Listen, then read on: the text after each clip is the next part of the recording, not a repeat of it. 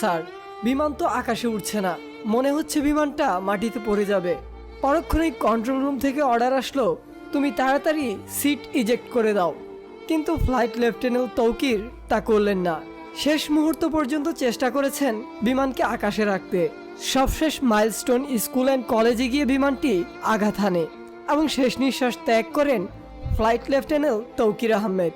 সবাই ভাবছে flight lieutenant Tauqir আজ মারা গেছে, কিন্তু আমি বলবো না, তিনি আজ মারা যাননি।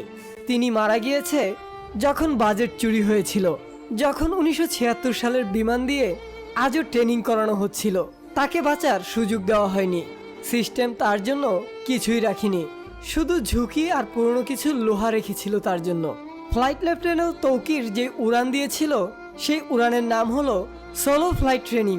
সোলো ফ্লাইট ট্রেনিং হলো একজন পাইলটের ট্রেনিংয়ের সর্বশেষ ধাপ।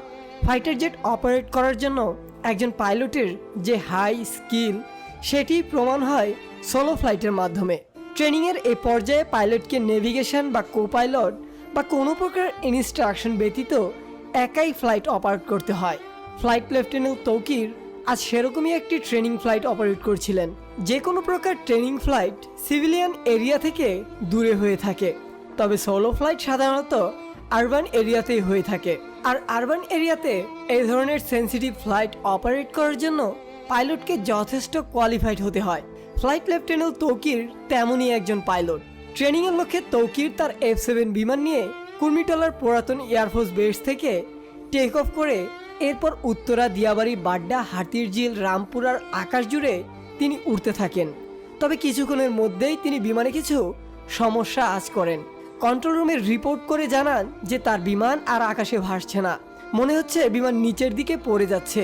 কন্ট্রোল রুম থেকে ইনস্ট্যান্ট রেসপন্স করে ইজেক্ট করার জন্য জানানো হয়, কিন্তু সংশ্লিষ্ট কর্তৃপক্ষের সাথে কথা বলে যতটুকু জানা সম্ভব হয়েছে, ফ্লাইট লেফটেন্যান্ট তৌকির শেষ মুহূর্ত অবধি চেষ্টা করে গিয়েছেন বিমান বাঁচানোর জন্য।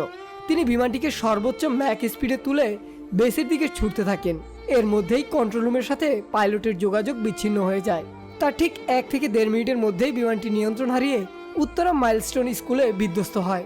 এখন পর্যন্ত এতটুকুই জানা গেছে, তবে বিমান ঠিক কী ধরনের টেকনিক্যাল ফেলিওরের জন্য এই দুর্ঘটনা ঘটল তা কেবলমাত্র ম্যাসিভ ইনভেস্টিগেশন হলেই জানা সম্ভব।